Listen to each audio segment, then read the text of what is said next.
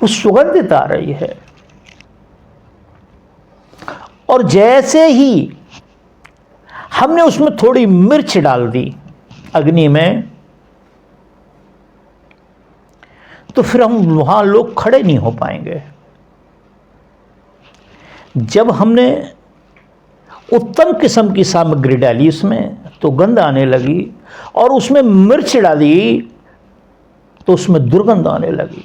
या कोई और भी चीज डाल देते हैं, रबड़ वगैरह डाल देते हैं, तो उसमें दुर्गंध आने लगती है। ये जो क्रियामान होता है उसका तुरंत ही फल होता है।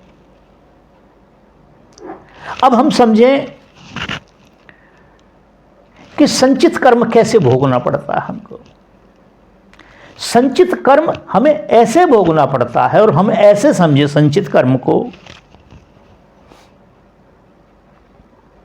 एक बच्चा में गरीब घर के में जन्म लेता है, उसका परिवार, उसका पिता, उसकी माता, अड़ोसी पड़ोसी, उन्होंने कभी कामना नहीं की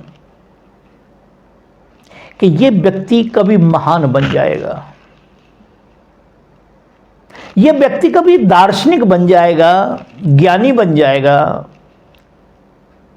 ये संत बन जाएगा, ये कोई बड़ा सेठ साहूकार बन जाएगा, अनेकों फैक्ट्रियों का मालिक हो जाएगा,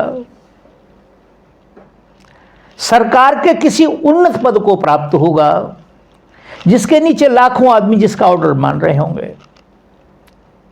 उसने, उसके परिवार ने, उसकी माता ने, पिता ने, भाई बहन बांधव जो भी हैं, उन्होंने कभी कामना नहीं की थी, मगर कभी न कभी ऐसा हो जाता है।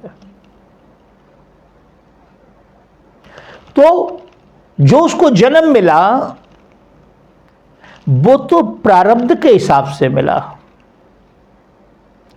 मगर जो अचानक उसको जो फल प्राप्त हो गया, जिसकी कल्पना भी नहीं की, कामना भी नहीं की, वह फल आ गया, जिसको कहते हैं संचित।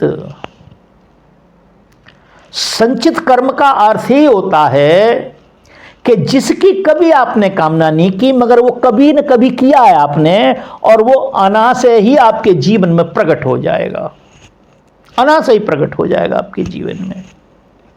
उसे कहते हैं संचित कर्म। और प्रारब्ध कर्म जो है वो जन्म जन्मांतर से हम करते आ रहे हैं, और दूसरे जन्म में उसे भोगते चले आ रहे हैं। आज किया कल मिल जाएगा, आज अच्छा किया तो कल अच्छा मिल जाएगा, कल उसमें बुरा किया परसों बुरा हो जाएगा, फिर आगे हमने जो किया वैसा का वैसा फल मिलता रहेगा। जैसे कभी वो बीज बन जाता है, कभी वो फल बन जाता है, कभी वो वृक्ष बन जाता है, फिर कभी बीज बन जाता है। एक संत कहते हैं, बड़ा सुंदर वाणी है, जाता नहीं है कोई, जाता नहीं है कोई दुनिया से दूर चल के, जाता नहीं है कोई दुनिया से दूर चल के, बंधुओं सब यहीं मिल जाते हैं कपड़े बदल बदल के। ये जीवात्मा, हम आप यहां इस कपड़ों को छोड़ देंगे, निकल जाएंगे इसमें से, फिर आगे जाके कोई न कोई पड़ाव पड़ जाएगा, जाति चेंज हो जाएगी, धर्म चेंज हो जाएगा, मजहब चेंज होगा, चेहरे भोरे चेंज हो जाएंगे, कर्म चेंज हो जाएंगे, गरीब से अमीर बन जाएंगे, अमीर से गरीब बन जाएंगे। क्यों बन जाएंगे? क्योंकि हमारा कर्म है, हमारा प्रारब्ध है, और प्रारब्ध के अनुसार हमें भोगना पड़ेगा, लाख कोशिश कर ले। देखो, रामकृष्ण जैसे इस संसार में आए, महापुरुष का रूप धारण किया, उन्होंने ज्ञानियों का रूप धारण किया, लोगों को ज्ञान दिया। रामकृष्ण जैसे, हनुमान जैसे, शंकर जैसे और भी दार्शनिक आए, संत महापुरुष आए, उनको भी अपने कर्म का फल भोगना पड़ा। क्यों भोगना पड़ा? क्योंकि वह तो टाले टल नहीं सकता। अगर आपने किसी से कर्ज लिया है तो कर्ज तो आपको देना ही पड़ेगा। अब मनुष्य इस बात को नहीं समझता है। कई बार तो लोग कहते हैं कि हमने तो जीवन में कोई कर्म ऐसा नहीं किया है जिस कर्म का फल आज हम भोग रहे हैं। नहीं बंधुओं, नहीं। क्या आप जिस दिन खेत को बो के आते हैं उसी दिन काटने के लिए जाते हैं? उसकी भी अवधि होती है, 1 महीना, 2 महीना, 6 महीने, साल, 2 साल। बच्चे का जन्म होता है 9 महीने का होता है। और भी जो जीवाणु हैं उनके अलग अलग तरह से हैं। कोई 10 महीने में, कोई 12 महीने में, कोई 11 महीने में, कोई 2 साल में। तो कर्म का जो खेल है तो उनको भी अपने कर्म का फल क्यों भोगना पड़ा?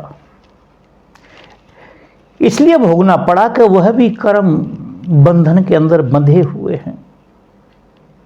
एक परमेश्वर को छोड़ करके कोई ऐसा जीव यहां नहीं है जो कर्म बंधन में ना बंधा हो।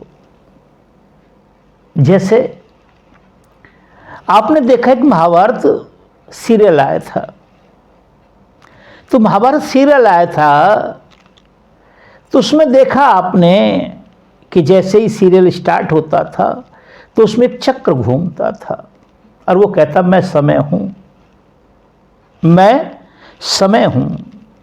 समय माने कर्म हूं। अब मैं आपको हस्तिनापुर लिए चलता हूं जहां द्रौपदी का वस्त्र हरण हो रहा है। इसका मतलब ये कि समय को मालूम है, हमें नहीं मालूम है, और भी किसी को नहीं मालूम था। तो इसीलिए उनको भी भोगना पड़ा। कई बार लोग एक बात कहते हैं कि भाई हमने तो ऐसा कोई कर्म नहीं किया जिसका फल हमको भोगना पड़ रहा है। हमने जीवन में कभी भी, जब से हमने होश संभाला है, हमने कोई ऐसा कर्म नहीं किया। तो बंधुओं, परमेश्वर आपका प्रतिवादी तो है नहीं, परमेश्वर आपका शत्रु नहीं है। वो क्यों आपको कष्ट देगा? क्यों कर्मों का फल भोगवाएगा आपको? नहीं, आपने किया है, प्रारब्ध में किया है, पिछली बार किया है। आज का तो आपको कुछ मिल ही नहीं रहा अभी। आपका आगे का, तो आज का जो कर्म तो आगे आएगा, अगले जन्म में आएगा। क्योंकि हमें यह समझाया नहीं गया है कि कर्म किस प्रकार से किया जाता है, उसका फल क्या होता है। हम तो केवल एक बात जानते हैं कि आज किया है आज ही हमको मिल जाए। नहीं होता। आज की आज कैसे मिल जाएगा? जब हम किसी बीज को बोते हैं तो उसकी भी अवधि होती है। कोई कितने समय में पूर्ण होता है, कोई कितने समय पूर्ण होता है, फिर हम उसे काट के घर लाते हैं। इसी प्रकार से कर्म है, कर्म करने के बाद उसका फल बनता है, फिर आगे के लिए हमारा जन्म हो जाता है, फिर हम भोगते हैं वहां पर उसको। यही विधान है संसार का, यही प्रारब्ध है, यही संचित है। तो बंधुओं, कर्म 3 प्रकार से होते हैं: संचित, प्रारब्ध और क्रियामान।